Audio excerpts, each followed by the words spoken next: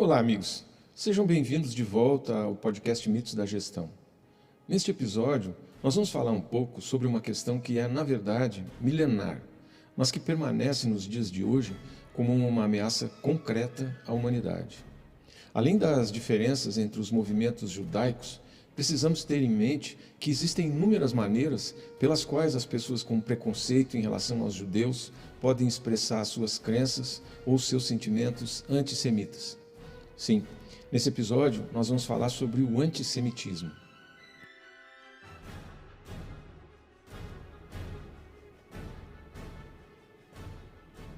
Existe uma longa história de ódio contra os judeus, bem como as grandes mudanças sociais que impactaram o conceito de discriminação religiosa, étnica, política e da aceitação social disso tudo. Por isso, pode ser interessante falar sobre a origem e o significado desse termo antissemitismo. E talvez seja conveniente fazer aqui uma descrição dos diferentes tipos de antissemitismo para oferecer uma visão geral da história da perseguição aos judeus. Em seguida, acho que também pode ser conveniente examinar as definições atuais de antissemitismo e comentar um pouco sobre os crimes de ódio antissemita. Foi Joseph Marr quem criou o termo antissemitismo para substituir a palavra Judenhass, que significa ódio aos judeus, por uma palavra mais adequada e que descreva melhor a coisa toda. Com o início do iluminismo na Europa, no século XVIII, a discriminação religiosa passou a ser considerada antiquada e atrasada. Assim, era preciso que um novo termo que permitisse descrever o ódio não religioso aos judeus fosse criado de uma maneira mais, digamos, sofisticada. A verdade é que se tratava desde sempre de uma questão racial e não religiosa. Os semitas eram a denominação que no século XIX se dava para as pessoas que eram do Oriente Médio. Essa denominação muitas vezes vinha acompanhada de uma ênfase no caráter ariano, nórdico, germânico e de uma alegada superioridade da civilização europeia. Mas olha, se formos examinar com mais cuidado, o termo antissemitismo pode parecer um tanto problemático e ilógico. Veja, a palavra semita se refere a judeus e árabes, mas o termo antissemitismo não descreve o ódio tanto aos judeus quanto aos árabes, como seria de se esperar, mas se refere sim e exclusivamente ao ódio aos judeus. Esse termo distingue os judeus da maioria dos não-judeus e acabou substituindo a distinção religiosa original entre cristãos e judeus por uma nova distinção baseada na raça. Hoje, o termo antissemitismo é usado para descrever uma variedade de expressões, manifestações e comportamentos antissemitas. A forma como se expressa o antissemitismo depende muito das necessidades e dos interesses de cada indivíduo. Muitas vezes, o antissemitismo é definido como preconceito racial, intolerância religiosa ou preconceito étnico. Mas, se nós examinarmos o que circula pela mídia nos dias de hoje, vamos poder identificar pelo menos 7 formas diferentes de antissemitismo.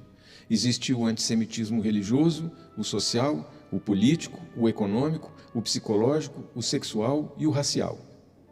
O antissemitismo religioso, obviamente, se refere às crenças e atitudes cristãs em relação aos judeus, como denunciar os judeus como assassinos de Cristo. Já entre os exemplos de antissemitismo social estão as restrições ocupacionais que os judeus enfrentaram ao longo de sua história, tipo aquelas cotas impostas pelas faculdades para limitar o acesso dos judeus aos cursos e programas universitários.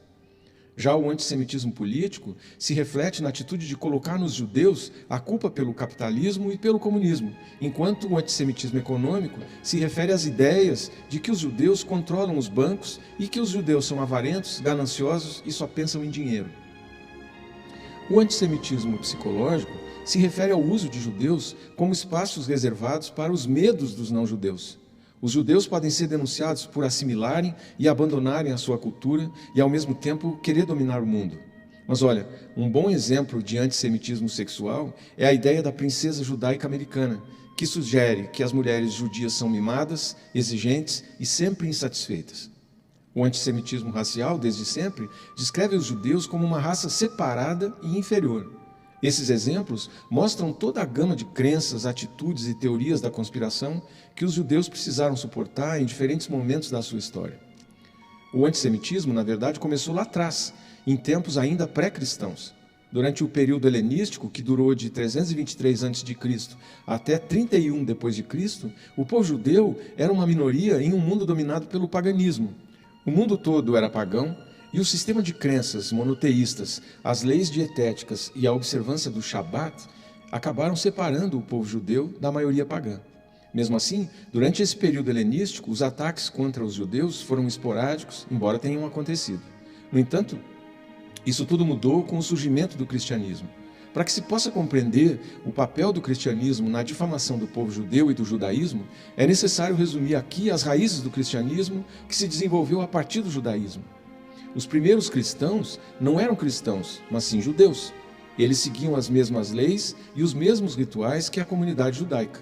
O único aspecto que distinguia esses judeus da comunidade era a sua adesão a uma seita judaica. E talvez seja devido a essa conexão inicial que a negação do judaísmo se tornou um motivo central na cristandade. O repúdio ao judaísmo foi um aspecto vital na formação de uma identidade cristã, assim como a crença de que o cristianismo substitui o judaísmo. Veja, naquela época, as comunidades cristãs pensavam que o judaísmo não era mais necessário, pois os princípios cristãos substituíram o antigo sistema de crenças judaicas.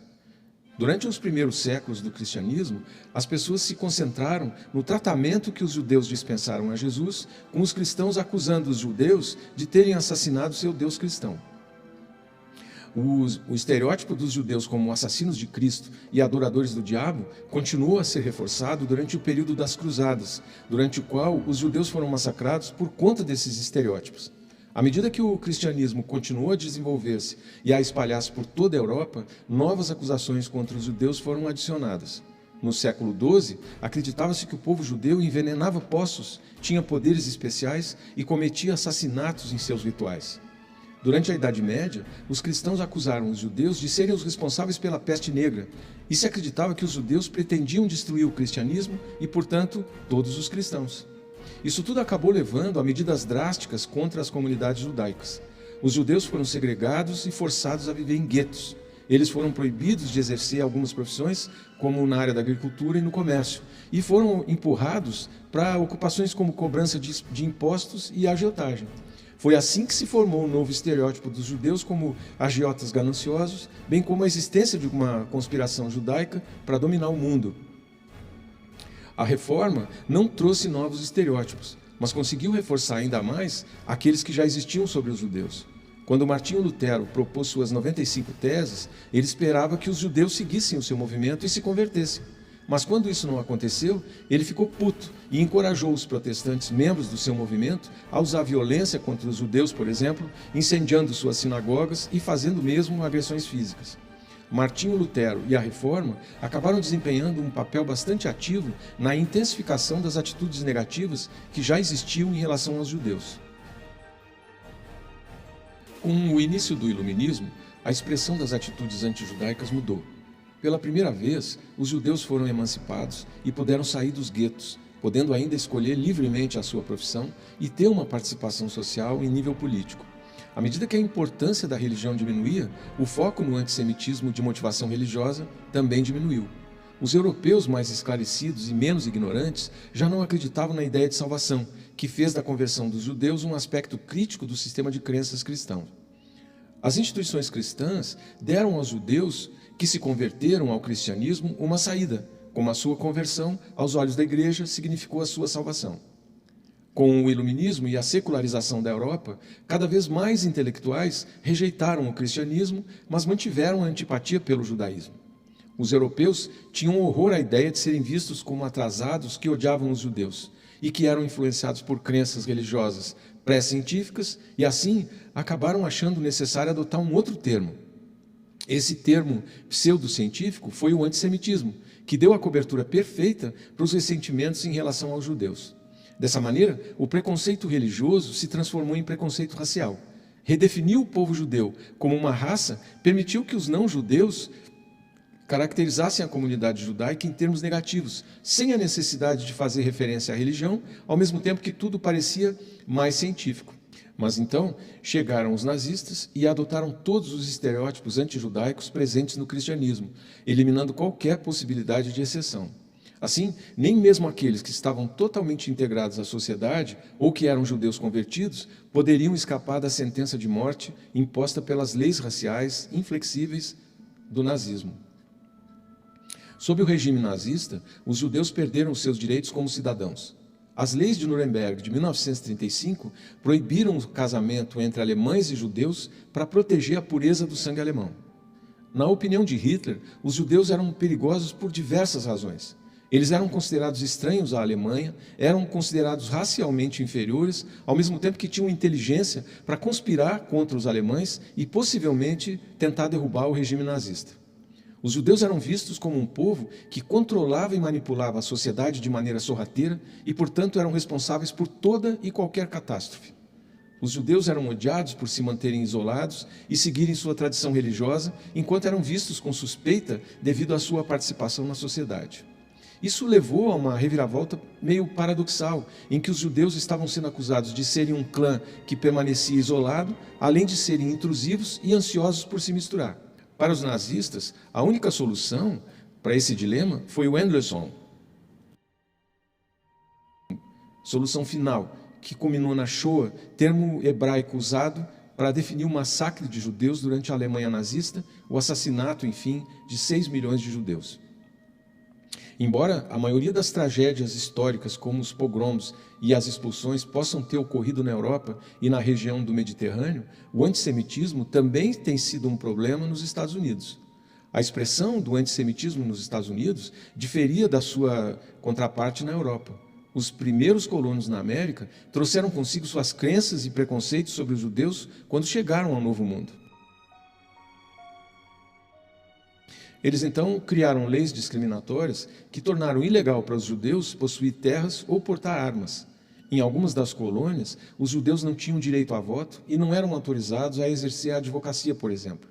Os judeus também não tinham permissão para manifestar sua fé em público. Além disso, a existência de outras minorias que eram mais desprezadas, bem como a presença de uma variedade de pessoas de diferentes nações e com diferentes origens religiosas, acabaram meio que moderando o antissemitismo. Assim, o antissemitismo era generalizado nos Estados Unidos no início do século XX, especialmente depois da Guerra Civil. Práticas discriminatórias de contratação e aluguel eram comuns naquele período. O antissemitismo continuou a aumentar na década de 1930 e durante a Segunda Guerra Mundial. Os judeus foram banidos de certos bairros e as universidades tinham cotas que limitavam a matrícula de estudantes judeus. Olha, os judeus nos Estados Unidos não foram massacrados como na Europa, mas foram alvo de muitas agressões físicas. O linchamento de Leo Frank, em 1915, é um dos exemplos mais conhecidos. Os judeus experimentaram problemas de ataques físicos também nas décadas de 1930 a 1960, do mesmo modo que enfrentaram vandalismo nas sinagogas. Hoje, as estatísticas disponíveis no FBI sobre crimes de ódio sugerem que o antissemitismo continua a ser um problema nos Estados Unidos e mostram que os judeus foram e continuam a ser uma das comunidades mais visadas dos Estados Unidos. Os incidentes de crimes de ódio contra a comunidade judaica variaram desde ataques físicos até ataques de vandalismo contra instituições judaicas. As estatísticas mostram que os incidentes antissemitas continuaram a aumentar de 1.267 em 2016 para 1.986 em 2017. Esse número representa um aumento de 57%. Campi universitários e escolas de ensino fundamental e médio também relataram um aumento em incidentes antissemitas. As ocorrências em ambientes educacionais quase que duplicaram entre 2016 e 2017. Com base nesses dados que estão disponíveis, é possível dizer que o antissemitismo é um problema sério nos Estados Unidos, especialmente quando se considera que crimes de ódio de qualquer tipo são geralmente subnotificados. O que não se sabe, porém, é a motivação dos crimes de ódio antissemitas, se são por motivos religiosos, étnicos ou políticos. Também não se sabe se e como os judeus foram impactados pelo aumento de incidentes e quais têm sido seus pensamentos, seus sentimentos e suas experiências. Hoje, o antissemitismo continua a ser um fenômeno global. A expressão do ódio contra os judeus se transformou ao longo dos últimos 2000 anos, passando de uma abordagem religiosa e étnica para uma hostilidade em relação ao Estado de Israel. Mas perceba que tudo indica que tanto a forte identidade religiosa como a forte identidade étnica têm um papel importante quando se trata de compreender o antissemitismo. A crença errônea de que os judeus são apenas um grupo religioso, ou que judeus menos religiosos experimentam menos antissemitismo, ou que o antissemitismo não é um problema sério, pode levar a mal-entendidos e à minimização de experiências que desde sempre foram traumáticas e bastante dolorosas. Pense nisso.